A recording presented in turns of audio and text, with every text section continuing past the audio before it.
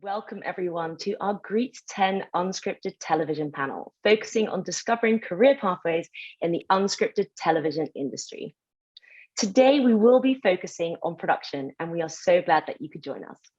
My name is Miriam, and I will be your host. I'm a multiverse filmmaker who's been lucky enough to work with Lark Productions on both scripted and unscripted shows, and I'm excited to be here with you.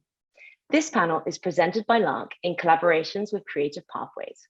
So please allow me to tell you a little bit about both companies before we dig in with our panel. Lark Productions is a Vancouver-based company that develops and produces both scripted and unscripted content. They have produced a wide variety of unscripted programming, from hard-hitting docuseries, Emergency Room, Life and Death at VGH, Paramedics, Life on the Line for Knowledge Network, the hit reality formats, The Real Housewives of Vancouver and Toronto, and competition format, Crash Gallery.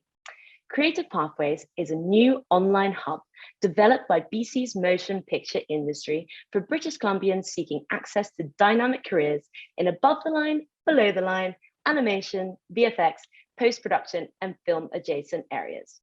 With two equity streams, Meet10 and Set Work, and a wealth of information, resources, and opportunities like these Greet10 panels about how to get into the industry, be sure to visit their website to learn more about how you can navigate, start, and further your career in this sector. Today, we are going to learn about how our panel of seasoned experts broke into the industry. They're going to explain what broad variety of roles in unscripted television are and what they look for when hiring the next generation of talent. They will highlight transferable skills that can be applied to roles and practical tips to make your application stand out.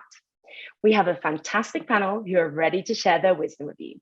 So without further ado, please allow me to introduce them.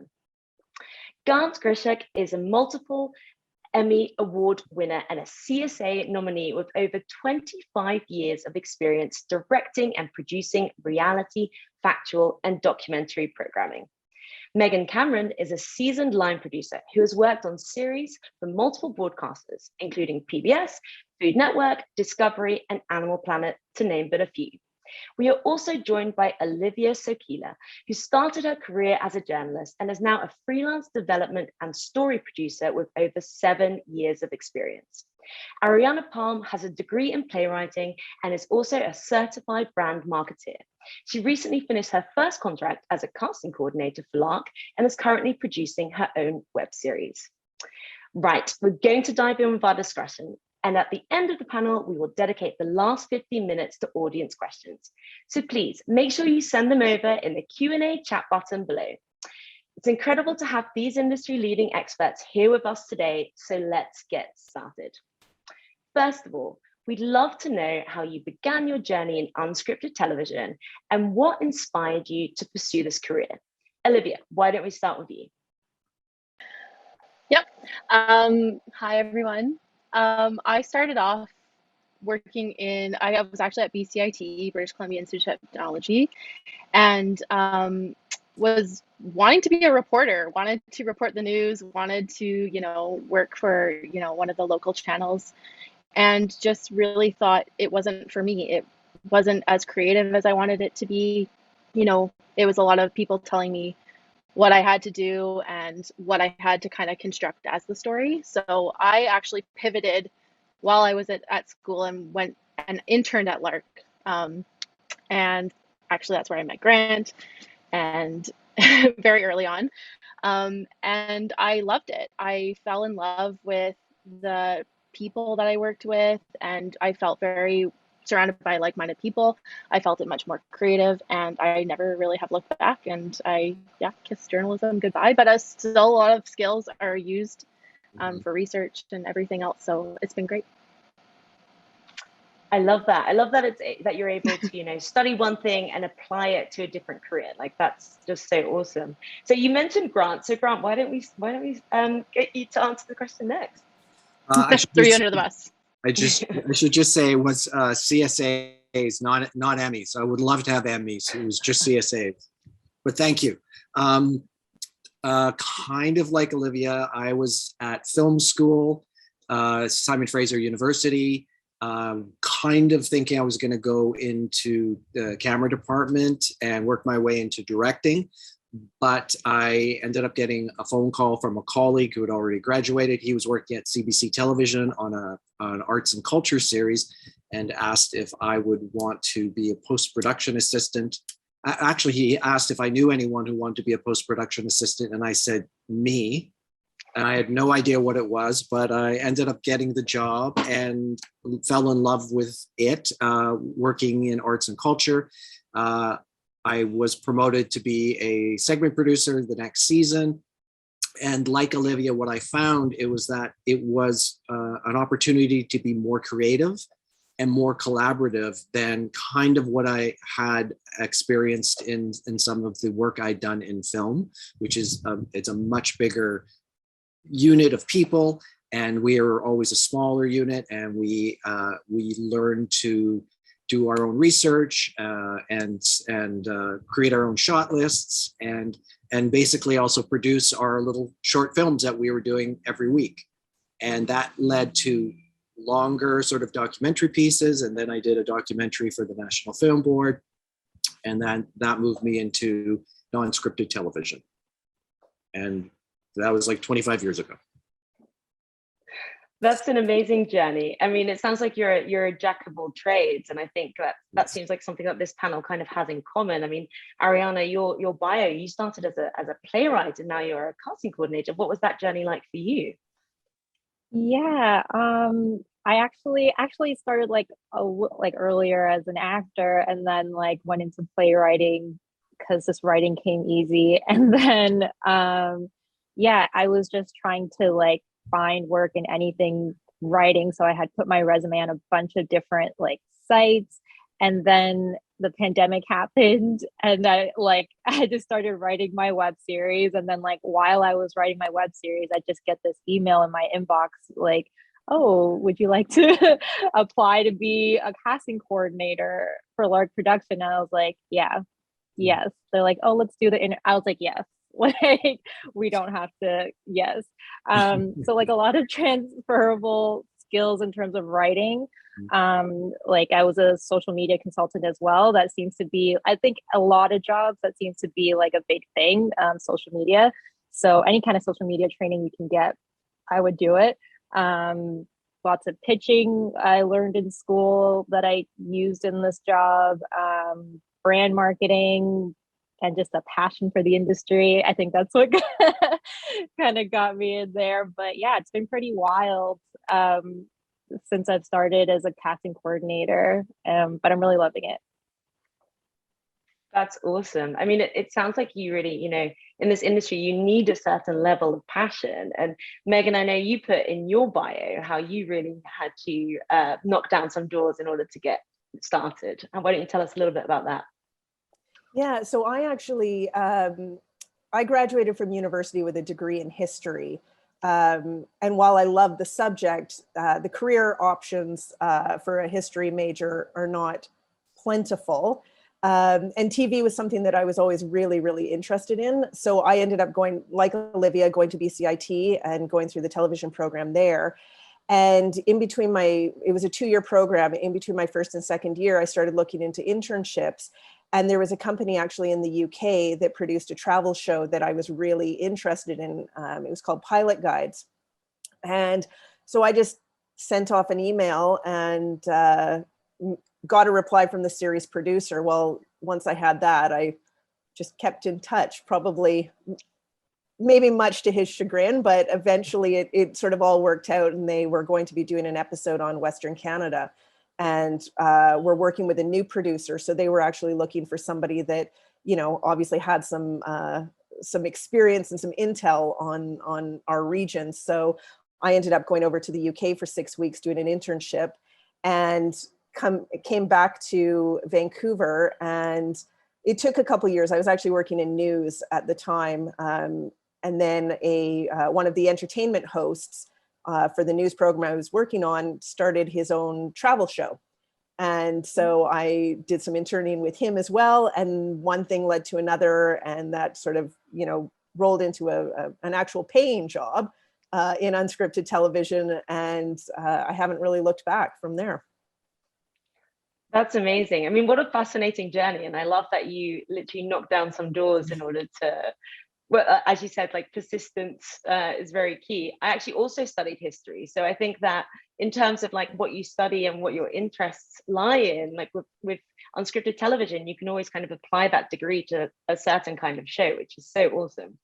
Okay, well, the next question, we have so many incredible different career paths here. Why don't we dig in a little bit about what people are actually doing and explain a little bit about what your day-to-day looks like. Ariana, why don't you start? What's it like being a casting coordinator? It's really fun and like crazy.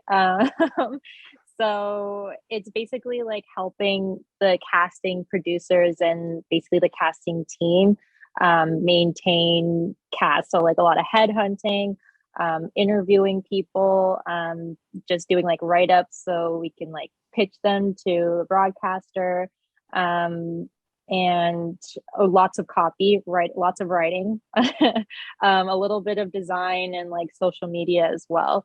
So it varies day to day, and it really just depends on like, sometimes it can change on the whim of like one person's decision, and we're like, okay, let's move this way. So it's a lot of adapting, but like I'm sure like a lot of people who are here are like super passionate about the industry, so it's not like a burden. It's really fun. So yeah, it's pretty entry level too. So if you're looking to break into the industry, like look for casting coordinator, because that's a really good starting point.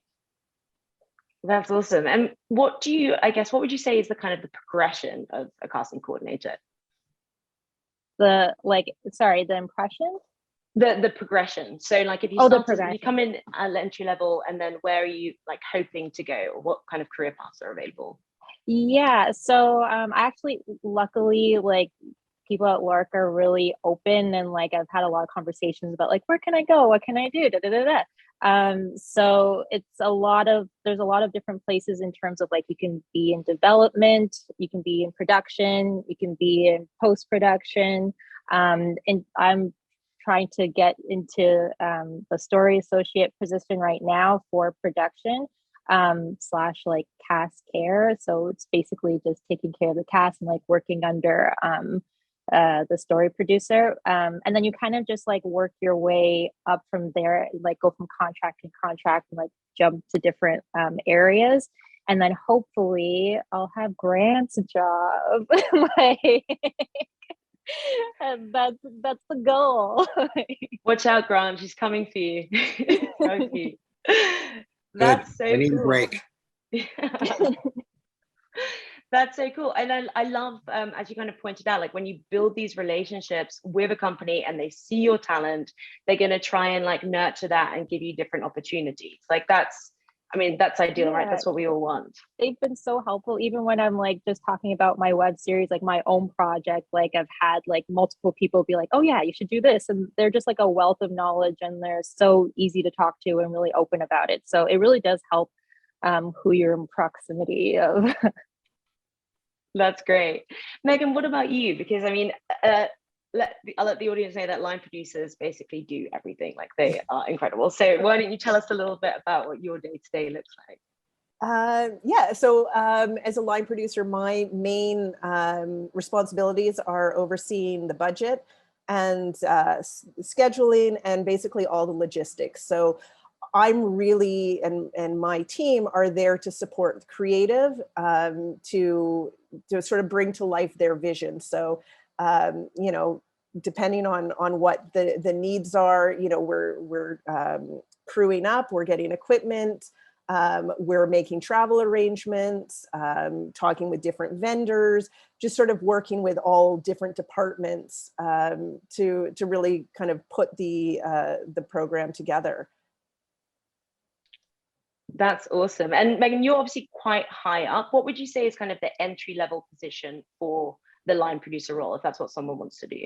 Yeah, I mean, I think just getting into the production office, whether you're starting as an office assistant, sort of moving into production coordinating, production managing, and then into line producing. And I think sort of what Ariana was saying is that if you share what it is that you're interested in with your team so that they know what path you want to be taking. You're often going to find that people are really supportive of that and will help you achieve that. Nobody wants to kind of pigeonhole somebody or keep them in a position beyond what, you know, they maybe, you know, are ready for. When they're ready to move up, I think we're always looking within to foster new talent and to really bring them up, and we want to be supportive of people's careers. So, you know, it's always great to be able to meet new people and, you know, do the networking and things like that. But, you know, if you've got a passion for something, I don't think there's anybody that you will come across that won't want to help you to grow in your career. Everybody, I'm assuming everybody on this panel has had people help them achieve what they want to do and where they want to go. And so, you know, I think that's what, you know, we always are looking for. And, you know, it's really getting your foot in the door. And, you know, I think there's going to be some key skills that you're going to bring that, you know, are really, it doesn't matter sort of what role you're in, those key skills are going to help you to move around, you know, if you want to move into different departments or move up within, you know, the department that you're in. It's just a really, there's certain key elements, I think, that will help you do that. Absolutely. Well said. I think, you know, when people recognize when people are hardworking and dedicated and want to move up, and it doesn't matter what level you come in at, if you display those skills, you will get the next opportunity.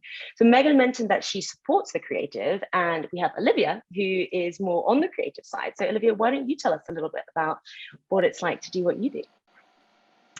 So I actually have done lots of development, but I've also done lots of productions. So I kind of like the benefit of when there's shows in town working on the productions, but when there's lulls, being in the development process, trying to get the next thing going. So I find that it's been really helpful kind of bridging my contracts together rather than having like a bunch of shows, then having nothing. So that's something I've been finding is very helpful in my career. But I think with like development, it's you have to watch a lot of television. You have to know you have to have your finger on the pulse constantly and know like every show out there, what's been made in the last like 5-10 years, and like what is in the zeitgeist to be able to be ahead of the curve and know what's happening next. It's a lot of writing. It's a lot of being okay with rejection too, because out of all the ideas that you have, maybe, you know, every 100 ideas, maybe one will like go into actual paid development. But when it does, it's like the best feeling ever. So you just have to have like thick skin, I think, in a sense that like people are just going to be like, no, that's a terrible idea. No, that's a terrible idea. And if you think it's really good, you just kind of have to like keep pushing it or saving it in your back pocket for later. And then for right now, I'm a casting producer. So I've worked with Ariana on the show that Lark is doing right now, which is Farming for Love. And that is just like all day is talking to people and like feeling them out, seeing what they're about, signing them up for the show, writing. Like you have to be a people person and you have to like constantly be like 5 steps ahead. And then eventually I'll be story producing on Farming for Love. So that will be, you know, doing more of the creative in the field on the ground. Fantastic. I mean, I love that you mentioned that watching TV is like a big part of the job. I mean, you know, that's a benefit for sure. When you talk about story producing, what would you say kind of like entry level roles for that are? Because obviously your career progression is very interesting, but if someone wants to go into story producing, how do they kind of start? Yeah, it's a great question. I feel like, you know, you have to have really good story instincts, and it's more about not necessarily what your role was, but it's about, you know, in any role that you have, it's like trying to help like the showrunner or being an associate producer or like being involved in the production meetings and coming up with ideas for like, you know, date ideas, or this episode we're going to do this, or this surprise character. So I wouldn't say, I mean, yes, like story producer, you could be like a story assistant, you could be a production coordinator, you could be a field producer. So I have been a field producer in the past, but at the end of the day, I think like, and maybe, I'm sorry, Grant, I'm going to throw you to you again, but like Grant, I think can attest like story instinct is also kind of like you like harness it over the years. It's something that you can learn, but it's also something that like I really love creating stories, and that's part of why I came into this industry, because I took that from news and reporting and I took it to here. So I haven't had like a traditional like lineage, like I started here and I started going up here. It was kind of like I bounced around and I kind of got story elements from all of the jobs that I've done. No, that's great, because I think, part of what we want to achieve with this panel is showcasing to people that you might have transferable skills. And if you're interested in this industry, if you have people skills, if you like storytelling, like these are all things that you can apply to roles in unscripted television. So I think that's really great. Grant, you have arguably one of the most attainable or most desirable jobs that people always hear about, directing. So tell us a little bit about what you do on the day-to-day. It depends on the show, and there are many ways to kind of describe directing in factual. If it's a competition series, you could potentially be a field producer, like what Olivia is going to be doing, although this is kind of a different competition series. So the role of story producer and director is kind of interchangeable, but there's also a series director that I've had the role of, where I oversee a few different directors in the field. And so what I would usually do is work closely with a showrunner, and we would figure out the stories that our teams need to be getting, all the beats that we want them to get. And then we make sure that all of the field producers or directors are getting those beats. And I will go out in the field and help them. If there's like a multi-camera setup, I can oversee that as well. But day to day, like on a daily, you would be researching your characters, creating shot lists, going over the shot list with potentially a series director or showrunner or series producer, talking to your camera team, your audio team, making sure they know what you're trying to get. Sometimes you're working with an assistant director and helping them build schedules, and you're coming up with outlines for if you're doing again, if you have a day that you're going out to shoot, you always have a story outline of what you're trying to achieve that day. So it is a lot of transferable skills that I've learned, that I think Olivia was taught in journalism school. It is a lot of basic journalism, and that is also kind of the foundation of long form documentary. But I'm sure Ariana, who's writing a lot, is learning those storytelling skills as well. And it is sorry, I know I'm babbling, but it is something that you learn slowly, and you the more you do, the better you get at it, and the more you discover that you don't know and you need to learn more. And it's really rewarding that way, because it's kind of never ending. Mm-hmm. No, absolutely. I think that you said that really well, because I think a lot of people kind of want to become directors or want to become producers, but don't really know how to get there. And one thing that I've experienced is that there's so many different paths available, and it's literally about having those skills. What do you do on the side? Do you write? Do you like pick up a camera? Are you a journalist? Like, what do you do, and how can you apply that to trying to become a director? You mentioned you started as a post assistant. What would you say is kind of like the I guess the usual career path to becoming a director, and is there one? I would say there isn't. I would say that because I started out in film school, and I think there's a few of us who kind of went into television. Other people went in to do different parts, work in different parts of the film industry, whether it's a director of photography, or people even went on to be head of costume and design and a variety of other things.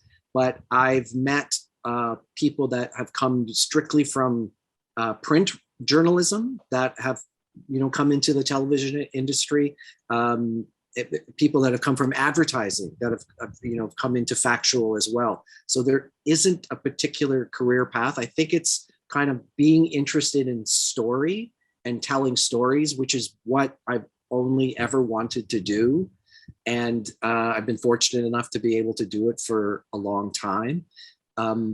So it's not there's no direct, clear way. It can be any way, as long as you're interested in story. I think you can get there. Fantastic. Yeah, I completely agree. I mean, would you mind just quickly mentioning maybe what your break was? Oh God, I had many breaks. I had many breaks. I think accidentally running into the head of CBC West and not knowing who she was and having a very casual conversation about what I thought we should do if we got a second season. And then she said, great, you're a segment producer next year. That was a big break. Meeting a wonderful woman, a legendary woman named Jenny Lagon, while I was doing a segment for a CBC television show that inspired me to do a full documentary for the National Film Board with her. That was also a massive break. And then meeting Erin Haskett at Lark when I was series directing another show. And she brought me on to do The Real Housewives of Vancouver, and then allowed me to work my way up to be a co-EP of that series.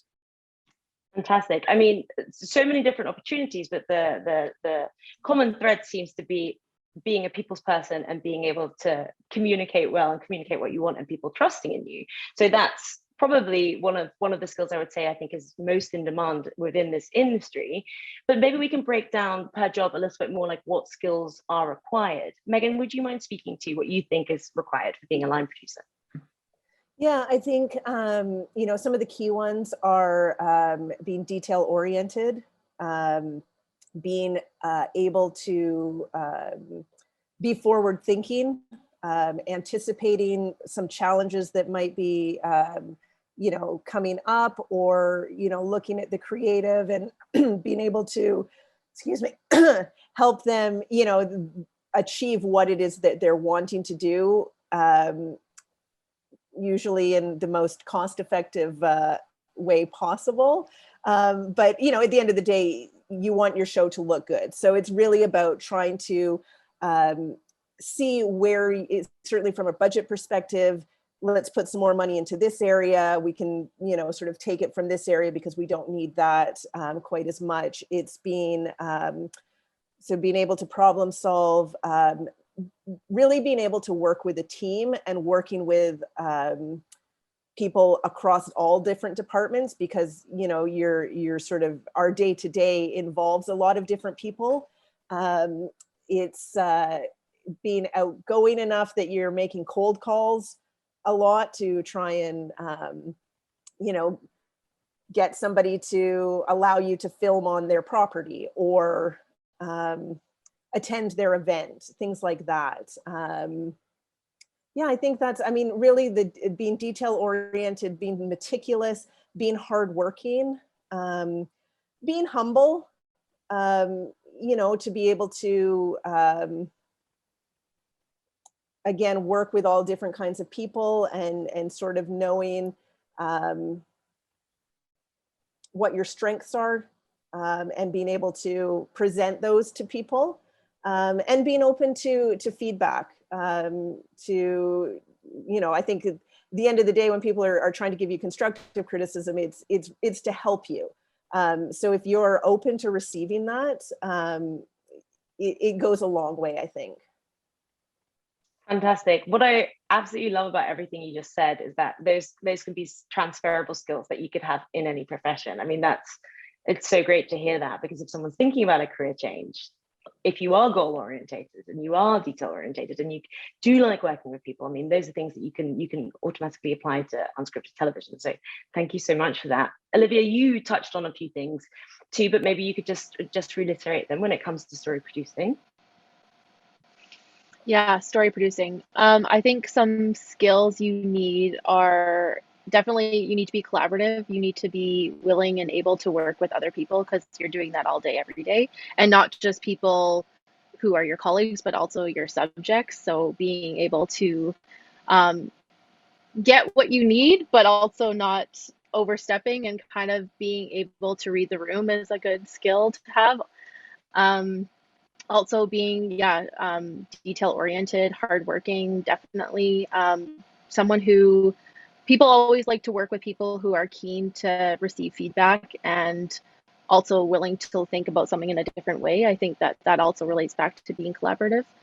And yeah, I think just being able to, oh, and also like not for story producing necessarily, but something for development that is, I always go back to development because I feel like, you know, it's just something that always gets missed, but it's so important. But we're really looking for people in the industry who have like these story skills that have additional like design skills. So people who know InDesign, people who know Photoshop, people who maybe like to do graphic design in their free time.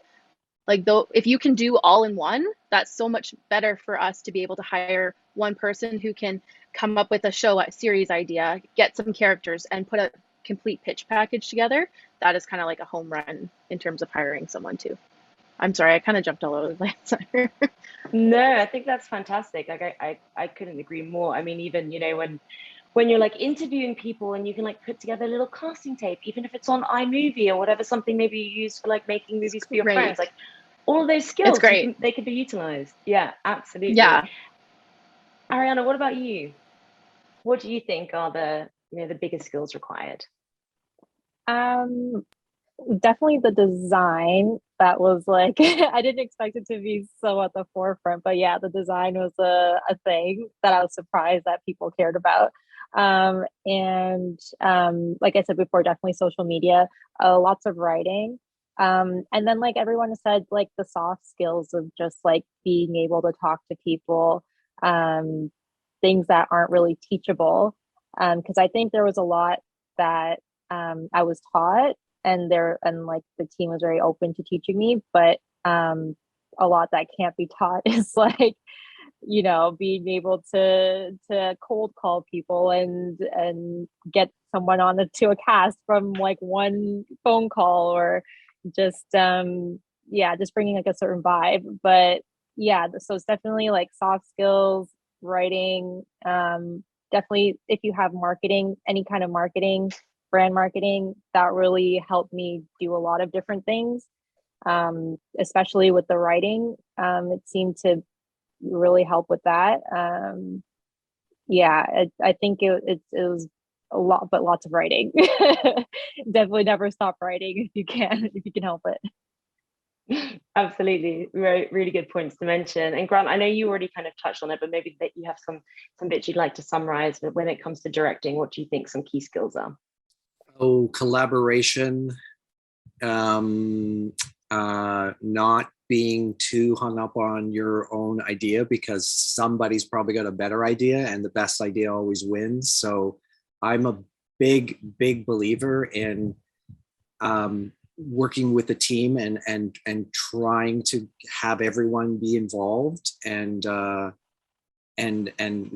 think that just makes everything that you're doing more creative and stronger. But having a strong vision of what you want to see and how you want it to come across. I think it's just, again, it goes back to collaboration. It's just being open to idea and like what, you know, because we do all work together, and I'm going to say it, we all wear many hats, and it's important that you get along with people. It really is. Absolutely. Grant told me before this panel that he was going to use the "we wear many hats" line, so I wasn't allowed to say it. So thank you for getting that out. If I repeat it again, that's allowed. But no, you're absolutely right. Collaboration is so important because all of these different teams interact in some way or another. When we break down maybe specifically who's on your team, so we can just give a bit more of a holistic overview. Megan, could you maybe talk us through a little bit of who is on your team and what different roles there are? Yeah, I mean, it really actually for us depends on the size of the show and the budget. So I have done shows where I'm basically it for doing logistics. Oftentimes I have only had either a coordinator or a PM to help me out. The show that we're currently doing with Lark, we have a bigger team. Office assistant, production coordinator, production manager, myself, and then I'm reporting to our supervising producer. So it really depends on the show and what the needs are.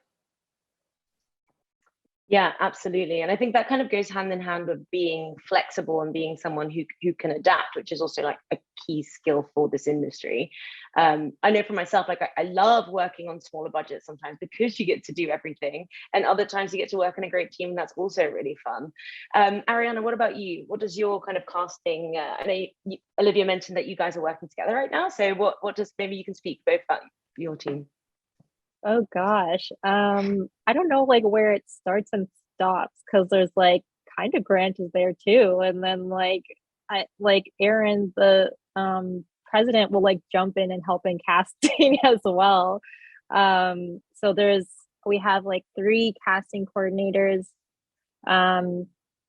2 casting producers, or a VP.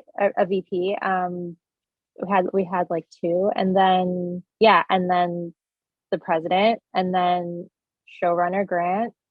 And I feel like I'm missing people because there's so many kind of jumping in and out. Office people, there's like office people as well who jump into casting. I don't know, help.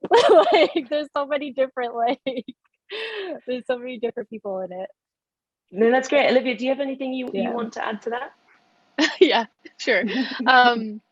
Yeah, so right now I think it depends again like on the show. Like sometimes for casting it might only be one person if it's a smaller show, and they'll be doing multiple roles. And then on a bigger show like this, we have our casting team is probably about between 5 to 6 on any given day, but we also have lots of scouts who we've been sending out for like 1-day contracts or 2-day contracts for kind of like a street team, like going around and spreading awareness and like talking about the show, but not necessarily like being responsible for like deliverables or packaging or like signing up cast. It's more, and that's a good way to break into it as well. Like if you are someone who can cold call, do digital outreach, go to festivals and talk to people about Farming for Love or whatever show you're working on, and you can come back with a list of like 20 people who are interested in talking to us further, I think that's like someone that I'd be like, yes, we want that person to like continue working with us, because we need people to keep like generating leads for us as we are like casting. Because when you're casting and you're talking to like 8 to 10 people in a day, you don't always have time to do that very important like groundwork where you're actually like, we call it boots. Ariana, I'm gonna say it, boots on the ground. It's the motto around here these days. But yeah, that's kind of that. And then in development, it's you start as like a assistant, like a development assistant, and then you work your way up into like a development coordinator and then a development producer, and then you can from there you can go to a VP of unscripted development, and then maybe a executive producer in kind of a back doorway. That's great. I mean, I feel like we need our own panel on development because there's so much to do. Yes, that, so. I have a lot to say about it. Yeah, maybe that'll be next time. But yes, no, absolutely. And I love that you mentioned scouting, because I think you're absolutely right. That's such a good entry level position, and you can be wherever in Canada to do that job too, right? Because sometimes we need people in different places. So it's great if you happen to be in Nova Scotia and you can go on the ground there and do that ground research. I love that you call it boots on the ground. I always call it sowing the seeds. They're all farm references. This is Farming for Love. We can get it in. Grant, what about you? Because as Ariana mentioned, she kind of feels like you're in her team too. I'm sure Megan kind of feels like to some extent you have something to do with her. Why don't you tell us a little bit about who you feel is in your team? About who's on our team, or who's on your team? Yes.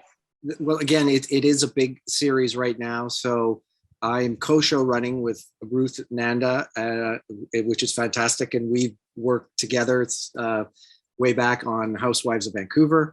We have we have 5 story producers / directors that will be on the farm. We have underneath them, we have a field producer / AD, see the many hats again, who will be working closely with them. We have a director of photography, another camera operator, lead sound. We will have a cast care person. And each of those farms are kind of their own little unit.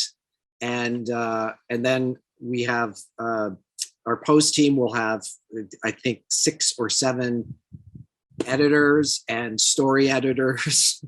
And I know Megan can talk more about that, but it is a massive team. And as Olivia and Ariana already explained, the casting was a very big team as well. And I think, as they've said already as well, everyone is kind of helping each other. And again, you do, I'm going to come back to collaboration.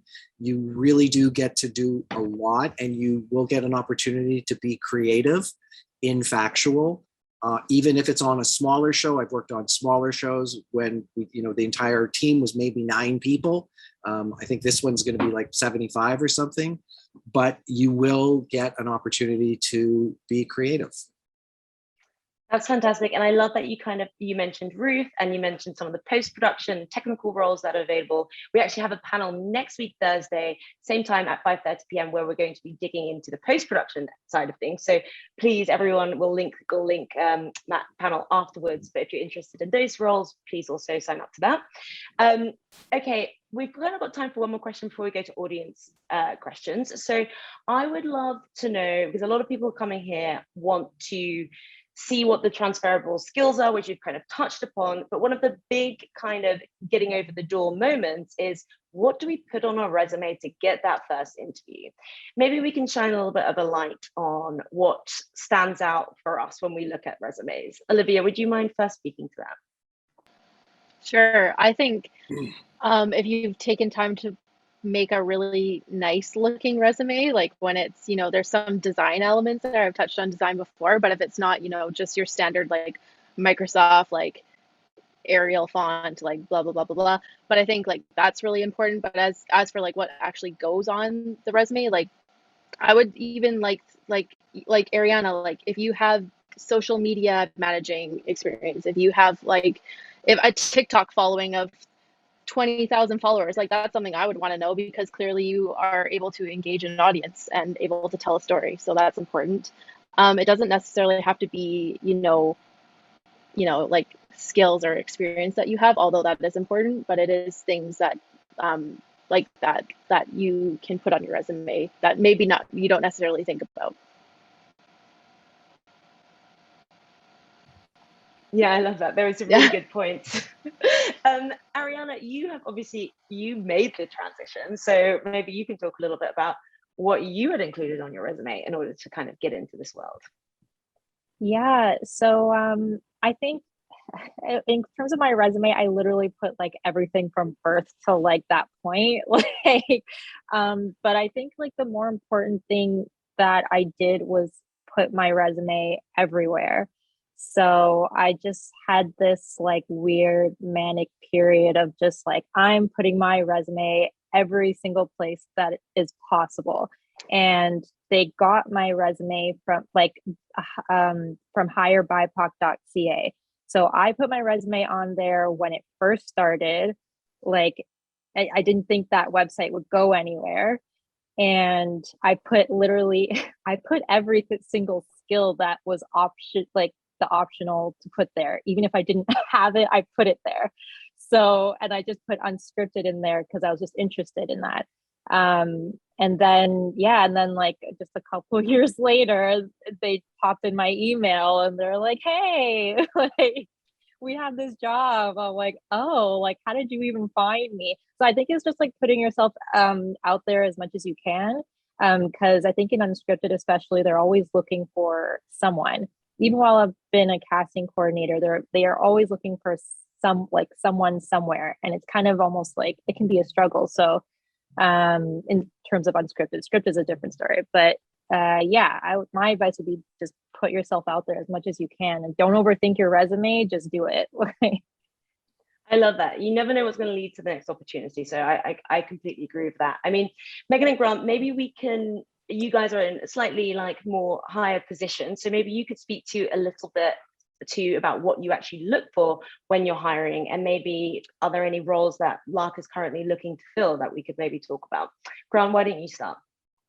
I think for director or story producer, it is like really relevant experience. It's not an entry level position, so I'm looking to see if a person has had jobs and has been working their way up, and how they are related to story. It would be probably difficult for someone, and I'm not slagging production coordinator, I'm just using it as an example. Like if someone's worked as a production coordinator on 7 programs to jump into story producing. So, but if they've been a assistant story producer or a story assistant, or even, been an editor and have gotten experience crafting story, they can start building their way up into a story producer or director position. So it is having the relevant experience, and that can come from being someone who's done commercials as well, and then have done a couple factual shows. So, but I want to see people that have some experience, and I will, and I have taken leaps of faith that on people that have never actually done story producing, but they've done enough of everything else. And it's like, yeah, let's give this person a shot. I think they can do it. Fair enough. Maybe it's interesting for the audience if you could just, in a couple of sentences, describe what story producing is. It's story producing. It's you're in charge of story in the field, so it's kind of story directing. You are making sure all the beats are covered, and that can be everything from you come up with the beats yourself, or if you're working on a bigger show like this one, you work in collaboration with the showrunners, and to make sure that this is the story of the day. We want to go out and see Farmer X have 5 speed dates with his or her daters, and how are we going to we know who the daters are, we know who the farmer is, how are they, who's going to connect, who's not going to connect, how do we make sure we get those moments, and then also they're in charge, story producers would be in charge of making sure they have all the shots covered and all the coverage. So you need your singles on each of the people in the scene. You make sure you get wide shots, you're going to get cutaways as well, so that the editors can cut together a really beautiful scene. And we have lots of options. Editors love options. Always give them options.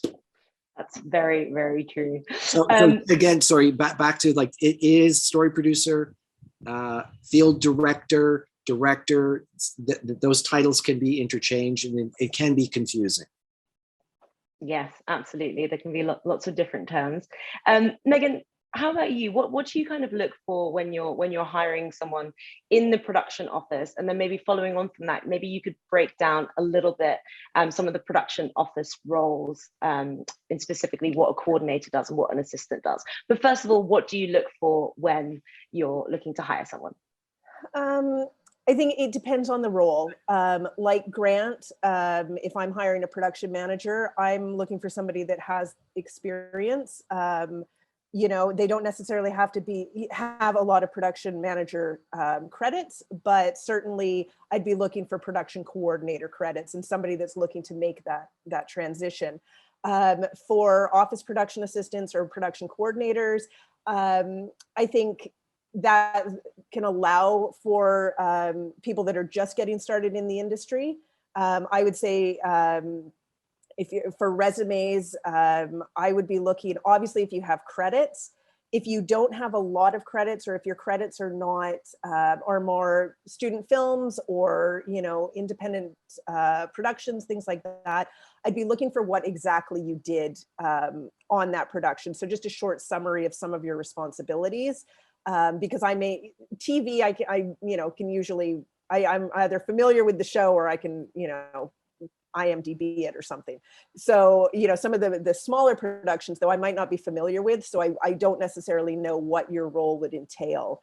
And then it's really, I mean, the one thing I would recommend, not necessarily for soft skills, but for skills like technical skills, that would be one place that I would not recommend that you say you can do if you really can't. If you say that you're super proficient in Microsoft Office and Excel, I'm expecting that you're going to be able to do that, because unfortunately the pace of unscripted television is very, very quick.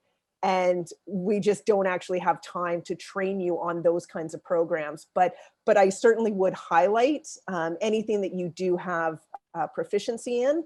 That's, you know, always really, really good to know. Yeah, absolutely. And I think with those kind of things, like the more honest you are, the better. Like if you're not that good at Excel, but you're willing to learn and you're willing to put yourself through a course or do a YouTube course, like you're allowed to say that. Like I might not know how to do it now, but give me the weekend and I'll be able to figure out how to plug in X, Y, Z. Like I think that's also a really good thing to highlight, that just be honest with what your experience level is and we can work with it. One of the audience questions was, could you just explain some of the other roles in the production office, like a coordinator or a production assistant or an office assistant? Maybe you could just speak to that shortly. Yeah, so I keep saying office assistant. So there is an office assistant that would maybe be more, you know, managing the day-to-day of a production office, whereas an office production assistant, I would be looking at them more as being involved in the actual production. So it's not necessarily that you are ordering supplies for the whole office, although if we don't have an office assistant, you probably will be doing that. But it's really starting to get into, you know, researching different equipment vendors or getting quotes from different places. And then as your experience level grows, it's doing things like petty cash reconciliations or visa reconciliations, things like that. And then as you start getting more experience, you're maybe interacting with the crew a lot more.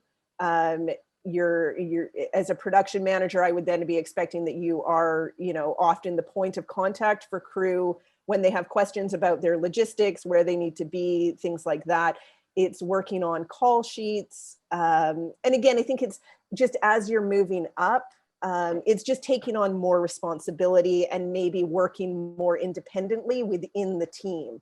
So you would take on certain responsibilities that, you know, maybe I have been doing in the past that I know that you're able to handle, and I can hand that off to you while I focus on the budget or the schedule or things like that. And yeah.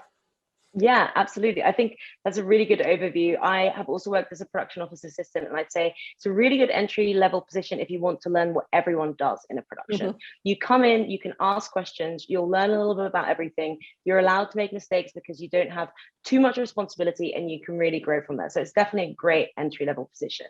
Another question that we have from our audience is, what is a field producer? So maybe Olivia, maybe you could speak to that a little bit.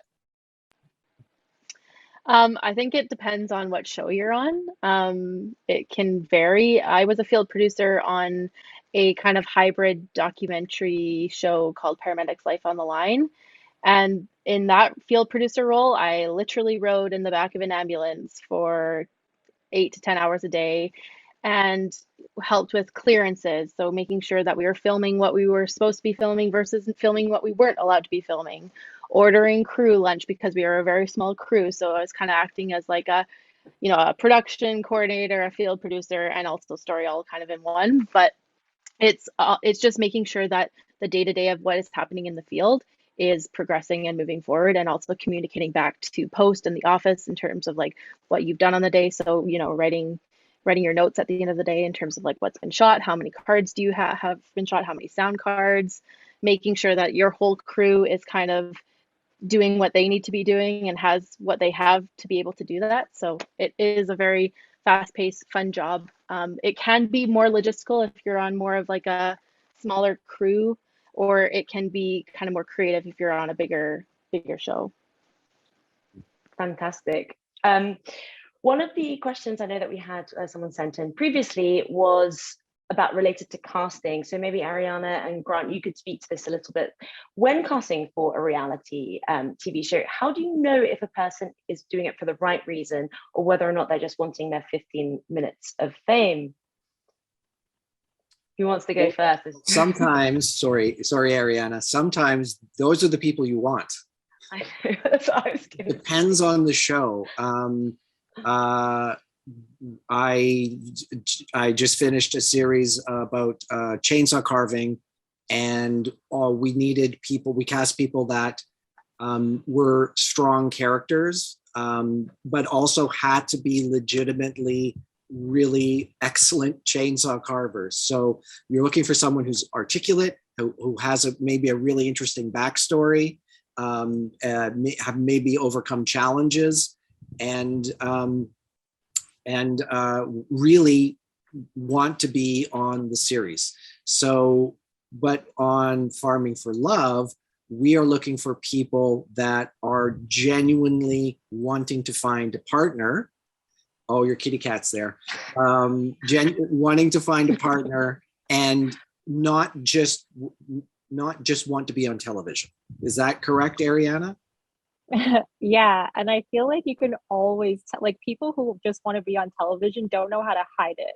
I feel like you can always tell who's there for love and who's there just for television. It's not a huge like taking that you have to really look for. It's pretty easy to tell. That's awesome. Okay, I think we have time for one more quick audience question. In regards to writing, how has the tone changed over the years in regards to before and after social media? Olivia, do you want to quickly speak to that maybe? Can you repeat the last half of that for me? Before and after social media, has social media affected the way that we write? Has the tone changed?